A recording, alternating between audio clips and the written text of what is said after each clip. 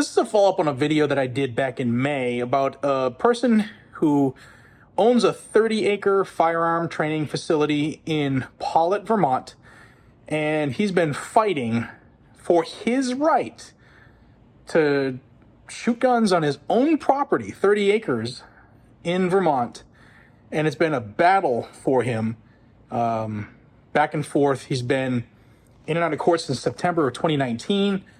He has brought up information that allegedly that the select board was trying to run him out of town and made racial slurs against him. I'm going to point above to that video that I want you to either pause this and watch that at 6 minutes. It'll get you caught up to where we are now. But the Vermont Superior Court not too long ago just issued an arrest warrant for Daniel Bonnier. And I did reach out to his attorney, but right now I want you to get this information out. I need you to get this information out, please. So like it, share it. While you're at, subscribe to the channel because I bring you all the Second Amendment news no matter where it happens. And here we are in Vermont, the original constitutional carry state, the one that is trying to pass more and more gun regulation as time goes by. Here's a copy of the warrant. Town of Pollitt versus Daniel Bonnier, the respondent. It says, finding of ongoing contempt of court and minimus.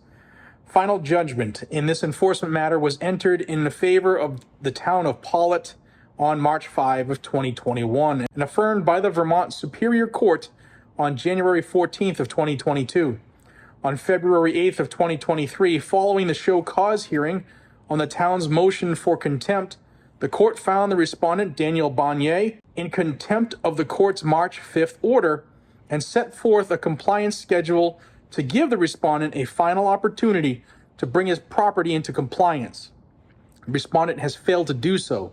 As such, imprisonment is an appropriate coercive remedy in these circumstances. Therefore, by the authority of the state of Vermont, any sheriff or constable in this state is directed to arrest Daniel Bonnier and remit him to the custody of the Commissioner of Corrections to be thereafter confined until he or the town causes the subject property to be brought into compliance with the March 5, 2021 order as described in the February 8, 2023 contempt order to the court's satisfaction.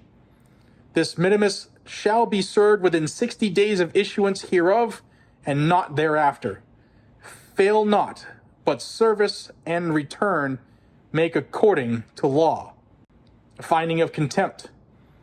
By its orders dated February 8th of 23 and July 6th of 2023, the court found Daniel Bonnier in the above entitled case in contempt of court for failure to comply with a lawful court order. To any law enforcement officer of the state of Vermont, you shall take Daniel Bonnier in the above entitled case and commit him to the Commissioner of Corrections or an authorized representative. And then to the Commissioner of Corrections, you shall receive Daniel Bonnier, and he shall remain in your custody until he purges himself of contempt by bringing the subject property into compliance with the court's March 5, 21 order, as described in the court's February 8, 23 contempt order. As consistent with the July 6, 2023 order, the court appoints the town of Pollitt to bring the property into compliance at the cost of Mr. Bonnier. Nothing in the July 6, 2023 order prevents Mr. Bonnier from causing his contractors or agents to bring the property into compliance sooner. Mr. Bonnier will be released upon demonstration that the property has been brought into compliance either by the town or his agents. In addition to any other legal rights and remedies available to Mr. Bonnier, he shall be entitled to review of the contempt proceedings annually. The Commissioner of Corrections shall provide timely notice for the review of the proceedings and any person so imprisoned to the sentencing court. The sentencing court shall conduct a hearing and issue its order within 60 days of receipt of the notice of the Commissioner of Corrections. This was electronically signed at Newfane, Vermont, on today's date, pursuant to VREF 9 Delta. And the communist judge is Thomas S. Durkin, Superior Court Environmental Division. So what do we have here? We have a man who has his own property in the United States of America, who built some buildings and 2 firing ranges on his own property in Paulet, Vermont. Well, they didn't like that there, and the neighbors complained because you could hear gunshots and people would train there, and that freedom shit. You don't like that in Vermont. There's a bunch of crunchy Bernie Sanders and Ben and Jerry type people up there, and they don't like that freedom stuff. It scares them. Ooh, so scary. So he has been ordered several times to dismantle all quote-unquote illegal structures on his property, and he has refused to do so. He's a free man in America, and the town is ordering him to take down things on his property because he didn't get a permit. Now, on that permit thing, he did apply for the permit, paid $400 cash for that. In fact, here's a copy of it. That was all the way back on June 4th of 2018.